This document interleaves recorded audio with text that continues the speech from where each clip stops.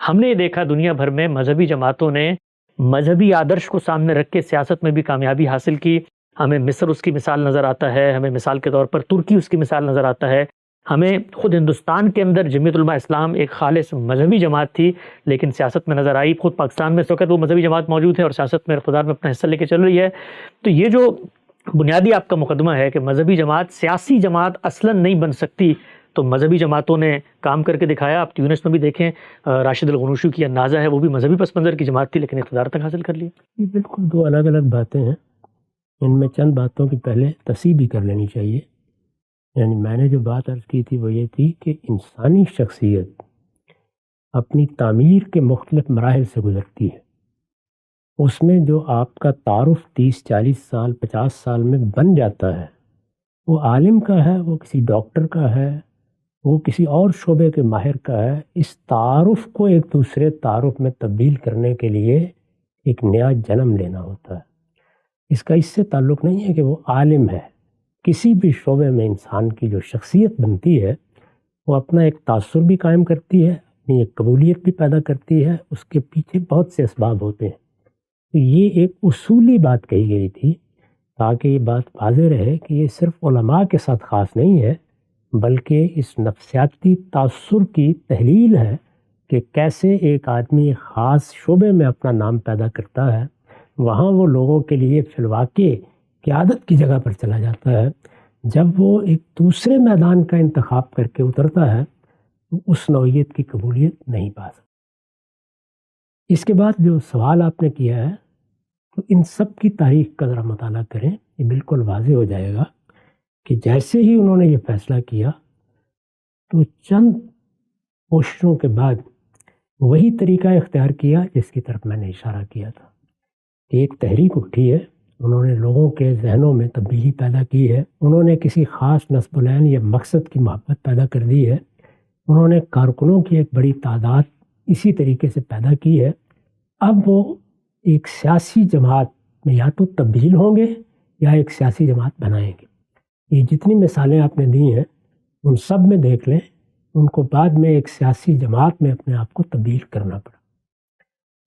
میں نے پچھلی نشست میں بھی یہ کہا تھا کہ جس وقت مولانا سید ظفر اللہ صاحب مودودی یہ فیصلہ کر رہے تھے ان کے سامنے بھی یہ راستہ موجود تھا کہ وہ یہ دیکھیں کہ ان کی تغدو کے نتیجے میں کیا کوئی سیاسی قیادت پیدا ہو گئی ہے، ان کے نظریے کو، ان کے طریقے کو، ان کے نصب العین کو اپنا نظریہ، اپنا طریقہ اور اپنا نصب العین بنا لینے والی.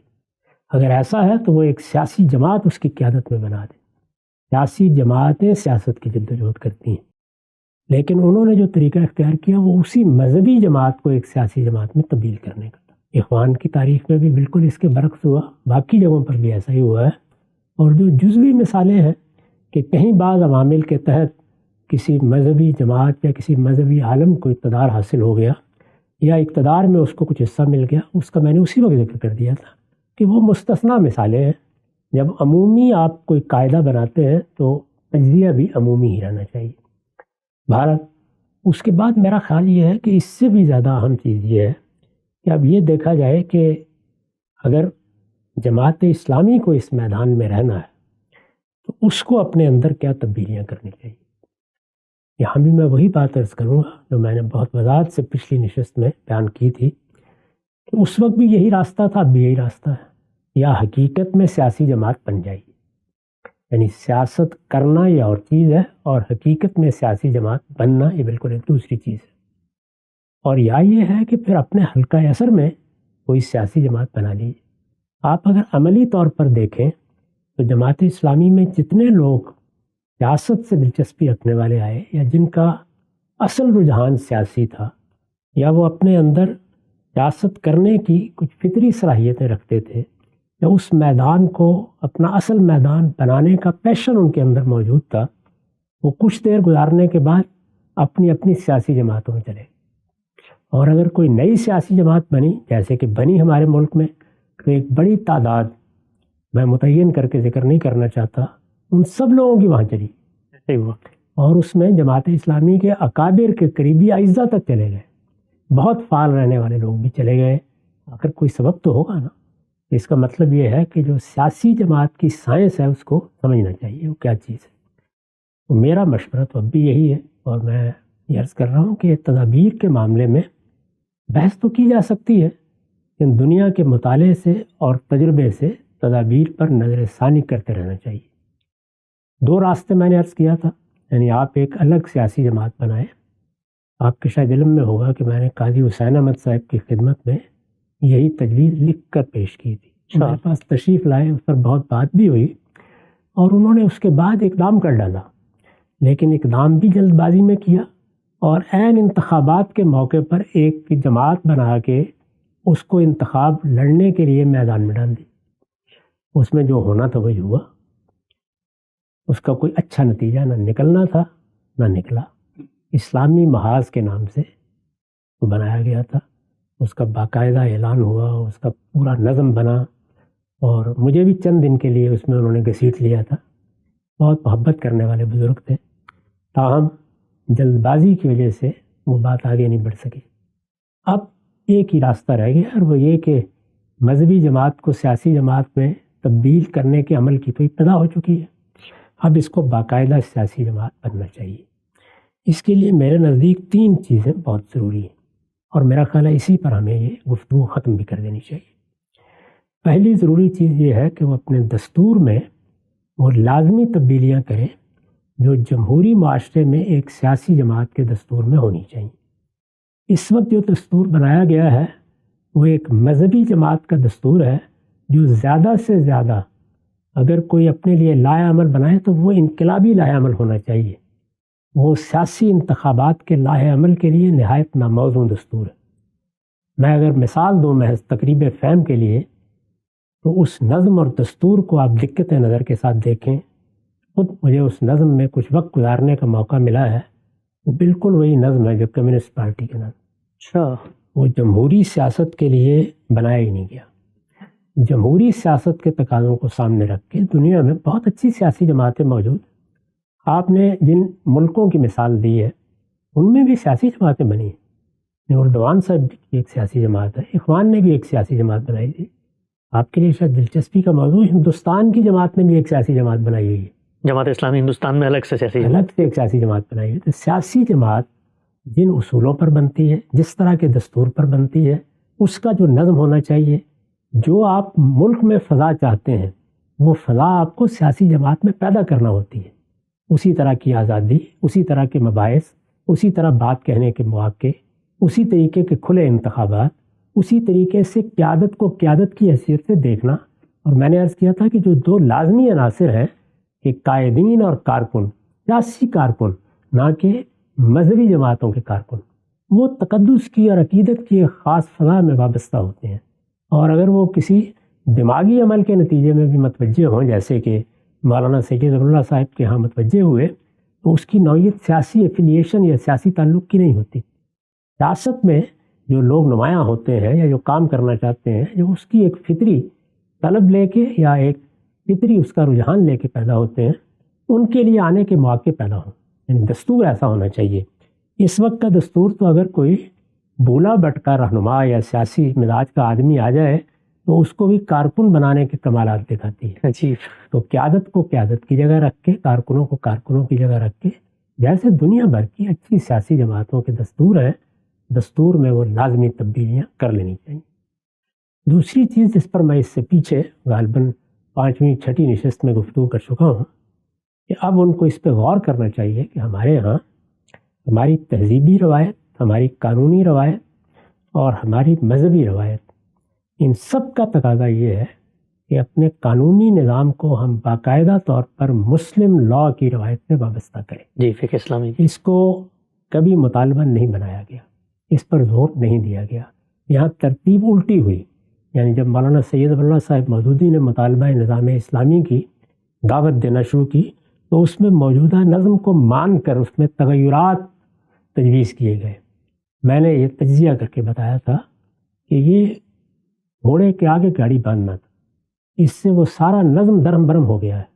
ہماری جو مسلم لاء کی روایت 1200-1300 سال میں بنی، وہ بڑی غیر معمولی روایت ہے. اس روایت پر کھڑے ہو کر ہمیں اس میں جو خرابیاں تھیں، خامیاں تھیں یا جدید طور کے جو نئے تقاضے پیدا ہو رہے تھے ان کے لحاظ سے ترامیم کرنی تھی۔ یہ معاملہ الٹ دیا گیا۔ استعمار نے جو کامن لا کی روایت کو اختیار کیا، ہم نے اسی کو اپنا کر اس میں اسلام کا اور اپنی روایات کا پیوند لگانا چاہا ہے، وہ کبھی نہیں لگتا۔ جماعت اسلامی کو کم سے کم جماعت اسلامی کو اس میں اپنا ذہن واضح کرنا چاہیے، اور یہ بات اگر ان کی سمجھ میں آ جائے تو جس جگہ سے وہ جدوجہد کرتے رہے ہیں، اور اس میں وہ کہتے بھی ہیں کہ ہمیں بعض کامیابیاں حاصل ہوئی ہیں، اس جدوجہد پر نظر ثانی کریں۔ تیسری اور آخری بات یہ ہے کہ جب وہ اپنے آپ کو جماعت اسلامی کہتے ہیں تو اس کا مطلب ہے کہ وہ اسلام کے ساتھ وابستگی رکھنے والی، اسلام پر عمل پیرا ہونے والی، اور اگر کبھی انہیں اقتدار ملے تو اسلام کے مطابق اقتدار کی ذمہ داریاں ادا کرنے والی جماعت کے طور پر اپنے آپ کو متعارف کرانا چاہتے ہیں۔ اگر یہی بات ہے، اور یقیناً یہی بات ہونی چاہیے، تو پھر اگر وہ اپنے دستور میں تبدیلیاں کر لیں، اپنے اس مطالبے کو بھی درست کر لیں، تو آخری چیز یہ ہے کہ بتائیں کہ ان کی تعبیر کیا ہے۔ اس کی وجہ یہ ہے کہ اسلام کی جو 3 بڑی تعبیریں ہیں وہ سب اپنا ظہور کر چکی ہیں، سیاست میں بھی کر چکی ہیں۔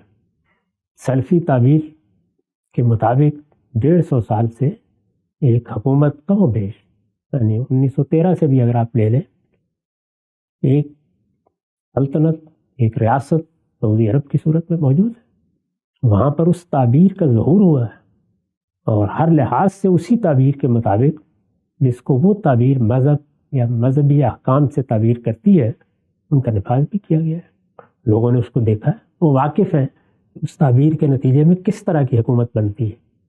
اس کے بعد شیعہ تعبیر ہے، پچھلے 50 سال، نصف صدی ہو گئی ہے، اس کا ظہور بھی ایک باقاعدہ حکومت میں ہوا ہے۔ علماء وہاں حکومت کر رہے ہیں، عملاً حکومت کر رہے ہیں، تو وہ تعبیر بھی اب گویا لوگوں کے سامنے اپنے نتائج کے ساتھ موجود ہے۔ اور جو ہمارے ہاں کی رائج فقہی تعبیر ہے، اس کا ظہور بھی طالبان کی صورت میں پہلے 5 سال ہوا رہا، اب پھر ہو گیا ہے، اور اس کے مطابق وہ بھی حکومت کر رہے ہیں۔ جماعت اسلامی کی تعبیر کیا ہے؟ یعنی اگر کبھی ان کو حکومت ملتی ہے تو وہ جو حکومت سے متعلق اسلام کے احکام ہیں ان کو کس نظر سے دیکھتے ہیں، ان کو کیسے انٹرپریٹ کرتے ہیں۔ تو اگر تو ان کی تعبیر انہی میں سے کوئی ہے، اور ہم قیاس کر سکتے ہیں کہ وہ کیا ہونی چاہیے، وہ فقہی تعبیر ہوگی، کیونکہ ہمارے ہاں اسی کا رواج ہے۔ زیادہ لوگ حنفی ہیں، ہمارے ہاں اسی کے علماء ہیں، زیادہ مدارس بھی اسی کے ہیں۔ سلفی تعبیر کے ماننے والوں کی ایک بڑی اقل عقیل تعداد ہے، جن کو ہمارے ہاں اہل حدیث کہا جاتا ہے۔ ہم قیاس کر سکتے ہیں کہ وہ اسی کے علمبردار ہوں گے۔ اگر اسی کے علمبردار ہوں گے تو پھر ایک سوال پیدا ہوتا ہے، وہ یہ ہے کہ اس تعبیر کی مذہب میں نمائندگی کرنے والا مستند ترین نظم موجود ہے، وہ دیوبند کا ہے، وہ سیاست کر رہے ہیں۔ تو یہ بتانا چاہیے کہ پھر ان کے الگ سے کام کرنے کا مذہب کے پہلو سے جواز کہاں سے پیدا ہوتا ہے۔ اور اگر یہ تعبیر کچھ مختلف تعبیر ہے تو متعین طور پر ان 5 چیزوں کے بارے میں رائے معلوم ہونی چاہیے جو اللہ تعالیٰ کے پیغمبر نے بتا دی ہیں کہ وہ ریاست سے متعلق ہے۔ جیسے کہ میں بار بار عرض کر چکا ہوں کہ جمعہ اور عیدین کی نمازیں اور ان کا ممبر یہ ریاست سے متعلق ہو جائے گا۔ ریاست کے ذمہ دار یا ان کے نمائندے ہی اس میں امامت بھی کریں گے، خطبے بھی دیں گے۔ اس کا کوئی عام علماء سے یا عام لوگوں سے تعلق نہیں رہے گا۔